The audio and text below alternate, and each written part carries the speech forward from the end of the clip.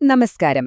പുതിയൊരു കാര്യത്തിലേക്ക് കടക്കുന്നതിന് മുൻപ് ഞാൻ ചോദിക്കട്ടെ, മലയാളികൾക്ക് ചായ വെറുമൊരു പാനീയം മാത്രമാണോ? അല്ലേയല്ല, അതൊരു വികാരമാണ്, അല്ലേ? ഇന്ന് നമ്മൾ നോക്കാൻ പോകുന്നത് കേരളത്തിൽ വളരെ വേഗത്തിൽ വളരുന്ന, അത്യാവശ്യം നല്ല ലാഭം നേടിത്തരുന്ന ഒരു കിടിലൻ ബിസിനസ് ആശയമാണ്. വളരെ ചെറിയ ഇൻവെസ്റ്റ്മെന്റിൽ തുടങ്ങാൻ കഴിയുന്ന ഒരു ഈവനിംഗ് ടീ ഷോപ്പ് അഥവാ വൈകുന്നേരങ്ങളിൽ മാത്രം പ്രവർത്തിക്കുന്ന ഒരു ചായക്കട. സ്വന്തമായിട്ടൊരു ബിസിനസ് തുടങ്ങണമെന്ന ആഗ്രഹമുള്ള, എന്നാൽ മുഴുവൻ സമയവും അതിനായി മാറ്റിവെക്കാൻ പറ്റാത്തവർക്ക് ഇതൊരു സുവർണ അവസരമാണ്. പലർക്കും ബിസിനസ് ചെയ്യണമെന്നൊക്കെ ആഗ്രഹമുണ്ടാകും, പക്ഷെ എവിടെ സമയമല്ലേ? രാവിലെ മുതൽ രാത്രി വരെ ഒരു കട നടത്താനൊന്നും എല്ലാവർക്കും കഴിഞ്ഞെന്ന് വരില്ല. സമയക്കുറവാണ് പലരെയും ഇതിൽ നിന്ന് പിന്നോട്ട് വലിക്കുന്നത്. അവിടെയാണ് നമ്മുടെ ഈവനിംഗ് ടീ ഷോപ്പിന്റെ പ്രസക്തി. രാവിലെ നിങ്ങൾക്ക് നിങ്ങളുടെ ജോലിക്കോ മറ്റു കാര്യങ്ങൾക്കോ പോകാം. വൈകുന്നേരത്തെ തിരക്കേറിയ സമയത്ത് മാത്രം കട തുറന്ന് ഒരു പാർട്ട് ടൈം സംരംഭകനാകാൻ ഈ മോഡൽ നിങ്ങളെ സഹായിക്കും. തികച്ചും പ്രായോഗികമായ ഒരു പരിപാടിയാണിത്. അപ്പോ എന്തൊക്കെയാണ് നമ്മളിന്ന് നോക്കാൻ പോകുന്നത്? എന്തുകൊണ്ട് ഈ ബിസിനസ് തിരഞ്ഞെടുക്കണം? ലൊക്കേഷനും മെനുവും, വേണ്ട ലൈസൻസുകൾ, പിന്നെ എല്ലാവരും കാത്തിരിക്കുന്ന ഇൻവെസ്റ്റ്മെന്റും ലാഭവും. ഇതെല്ലാം നമുക്ക് സ്റ്റെപ്പ് ബൈ സ്റ്റെപ്പായിട്ടൊന്ന് നോക്കാം. ആദ്യത്തെ കാര്യം, എന്തുകൊണ്ടാണ് ഒരു ഈവനിംഗ് ടീ ഷോപ്പ് ഇന്നത്തെ കാലത്ത് ഇത്ര വലിയൊരു ഹിറ്റാകുന്നത്? നോക്കൂ, സാധാരണ ഒരു കട തുടങ്ങുമ്പോഴുള്ള തലവേദനകളൊന്നും ഇതിലില്ല. ഒന്ന് ആലോചിച്ച് നോക്കിയേ. വൈകുന്നേരങ്ങളിലല്ലേ ചായക്കടകളിൽ ഏറ്റവും കൂടുതൽ തിരക്കനുഭവപ്പെടുന്നത്? കുറച്ചു സമയം മാത്രം പ്രവർത്തിക്കുന്നതുകൊണ്ട് നിങ്ങൾക്കധികം സ്റ്റാഫുകളുടെ ആവശ്യമില്ല. അതുപോലെ വലിയൊരു ബിൽഡിംഗ് ഒന്നും വേണ്ട, ചെറിയൊരു ഷോപ്പ് മതിയാവും. ചായയും സ്നാക്സും അതൊരു രക്ഷയുമില്ലാത്ത കോംബോയാണ്. കൂടെ ടേക്ക് അവേയും സ്വിഗ്ഗി, സൊമാറ്റോ പോലെയുള്ള ഡെലിവറി കൂടിയുണ്ടെങ്കിൽ സംഗതി വേറെ ലെവലാവും. ഇനി രണ്ടാമത്തെ സെക്ഷനിലേക്ക് വരാം, ലൊക്കേഷനും മെനുവും. ഏതൊരു ബിസിനസിന്റെയും അടിസ്ഥാനമെന്ന് പറയുന്നത് ഇതാണ്. സത്യം പറഞ്ഞാ കടയുടെ വലിപ്പത്തിലല്ല കാര്യം, അത് എവിടെ നിൽക്കുന്നു എന്നതിലാണ്. വെറും 150 മുതൽ 250 സ്ക്വയർ ഫീറ്റ് വരെയുള്ള ഒരു ചെറിയ മുറി മതി ഇതിന്. പക്ഷേ അതെവിടെയായിരിക്കണം? ഒരു ബസ് സ്റ്റാൻഡിനടുത്തോ കോളേജിന്റെയോ സ്കൂളിന്റെയോ പരിസരത്തോ ആണെങ്കിലോ? എപ്പോഴും ആളുകളുടെ ഒരു ഒഴുക്കുണ്ടാകും. ആശുപത്രികൾ, ഓഫീസ് ഏരിയകൾ, തിരക്കേറിയ റെസിഡൻഷ്യൽ ജംഗ്ഷനുകൾ, ഇതൊക്കെയാണ് നമ്മൾ നോട്ടമിടേണ്ട ആ സൂപ്പർ സ്പോട്ടുകൾ. നല്ലൊരു സ്ഥലം കിട്ടിയാൽ പിന്നെ വേണ്ടത് അടാറൊരു മെനു ആണ്. ചുമ്മാ ഒരു ചായയല്ല നമ്മൾ കൊടുക്കുന്നത്.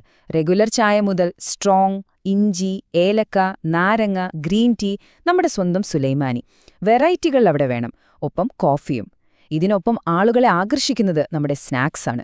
ചൂട് പരിപ്പുവട, ഉഴുന്നുവട, പഴംപൊരി, സമോസ, പഫ്സ്, കട്ട്ലറ്റ്, ഇതൊക്കെ കണ്ടാൽ ആരുമൊന്ന് കേറിപ്പോകും തീർച്ചയായും. ഇവ രണ്ടും ചേരുമ്പോഴാണ് കോംബോ വർക്കൗട്ട് ആവുന്നത്. ഓക്കെ, സ്ഥലവും മെനുവും സെറ്റായി. ഇനി നമുക്ക് കട തുടങ്ങാൻ വേണ്ട സാധനങ്ങളും ലൈസൻസുകളും എന്തൊക്കെയാണെന്ന് നോക്കാം.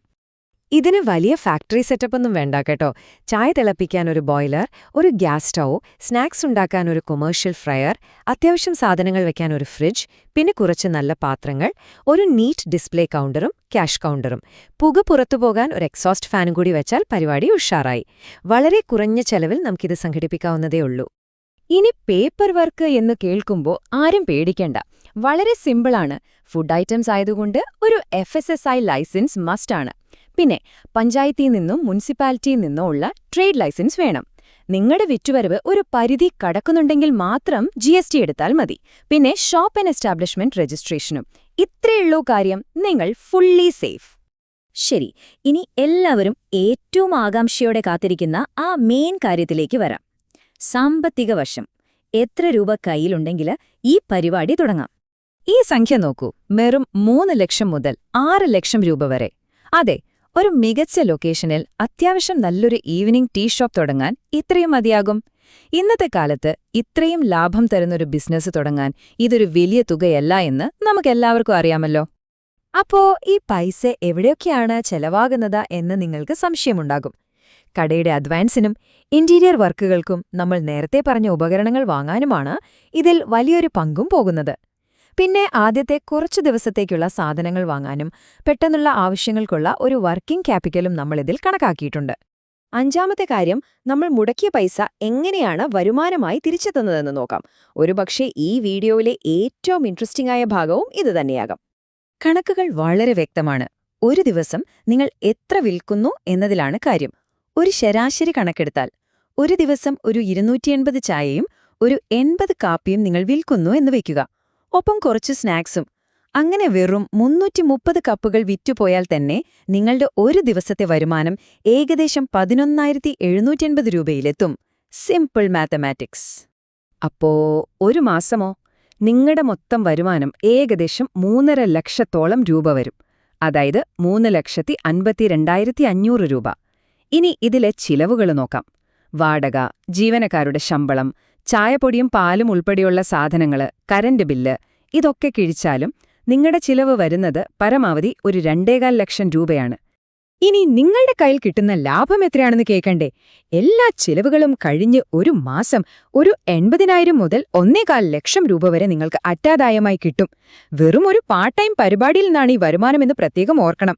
ലൊക്കേഷനും നിങ്ങളുടെ ബിസിനസ് തന്ത്രങ്ങളും ശരിയാണെങ്കിൽ ഇത് തീർച്ചയായും നേടിയെടുക്കാവുന്നതേ ഉള്ളൂ. അക്കങ്ങളും ലാഭമൊക്കെ നമ്മൾ കണ്ടു. പക്ഷേ ഇത് വെറും ഒരു മാസത്തെ കാര്യമല്ലല്ലോ. എല്ലാ മാസവും ഈ ലാഭം നിലനിർത്തണമെങ്കിൽ ചില സൂത്രപ്പണികൾ അറിഞ്ഞിരിക്കണം. അതെന്തൊക്കെയാണെന്ന് നോക്കാം. ഇതിലെ ഏറ്റവും വലിയ സീക്രട്ട് എന്ന് പറയുന്നത് രുചിയിലെ സ്ഥിരതയാണ്. ഇന്നത്തെ ചായയുടെ അതേ ടേസ്റ്റ് തന്നെയായിരിക്കണം നാളെയും. ഫ്രഷ് ആയിട്ടുള്ള സാധനങ്ങൾ മാത്രം കൊടുക്കുക. കട എപ്പോഴും ക്ലീൻ ആയിരിക്കണം. കോംബോ ഓഫറുകളൊക്കെ വെച്ച് നമുക്ക് കസ്റ്റമേഴ്സിനെ ആകർഷിക്കാം. പിന്നെ ഗൂഗിൾ മാപ്സിലും വാട്സാപ്പിലും ഇൻസ്റ്റാഗ്രാമിലുമൊക്കെ ചെറിയ പ്രൊമോഷൻസ് കൊടുക്കുന്നത് ഇന്നത്തെ കാലത്ത് വലിയ ഗുണം ചെയ്യും. എല്ലാത്തിനും ഉപരി കസ്റ്റമേഴ്സിനോട് എപ്പോഴും ഒരു ചിരിയോടെ പെരുമാറുക. അത് മതി, അവർ നാളെയും നിങ്ങളുടെ കട തേടി വരും. ചുരുക്കി പറഞ്ഞാൽ വലിയ റിസ്ക് ഇല്ലാതെ കുറഞ്ഞ മുതൽ മുടക്കിൽ തുടങ്ങാൻ പറ്റിയ ബെസ്റ്റ് ഓപ്ഷനാണിത്. മലയാളികൾക്ക് ചായയോടുള്ള ഇഷ്ടം കുറയാത്തിടത്തോളം കാലം ഇതിനൊരു ഡിമാൻഡ് കുറയുന്ന പ്രശ്നവുമില്ല. നല്ല ലൊക്കേഷനും മികച്ച രുചിയുമുണ്ടെങ്കിൽ നിങ്ങൾക്ക് പിന്നീട് തിരിഞ്ഞു നോക്കേണ്ടി വരില്ല. നമ്മൾ കണ്ടതുപോലെ ലൊക്കേഷനും രുചിയുമാണ് ഇതിലെ യഥാർത്ഥ വിജയമന്ത്രം. അപ്പോൾ ഞാൻ നിങ്ങളോടൊരു കാര്യം ചോദിക്കട്ടെ. നിങ്ങളുടെ നാട്ടിൽ എപ്പോഴും ആളുകൾ വന്നു പോകുന്ന ഈ ബിസിനസ് തുടങ്ങാൻ പറ്റിയ ആ ബെസ്റ്റ് സ്പോട്ട് എവിടെയാണ്? നിങ്ങളുടെ മനസ്സിലിപ്പോ ആ സ്ഥലം ഓർമ്മ വന്നിട്ടുണ്ടാവും അല്ലേ? ആ സ്ഥലം കണ്ടെത്തുക. നിങ്ങളുടെ ബിസിനസ് സ്വപ്നങ്ങളിലേക്ക് ആദ്യത്തെ ചുവടുവയ്ക്കാൻ ഇനിയും വൈകരുത്. നിങ്ങൾക്ക് എല്ലാവിധ വിജയങ്ങളും ആശംസിക്കുന്നു. കൂടെ നിന്നതിന് വലിയ സന്തോഷം.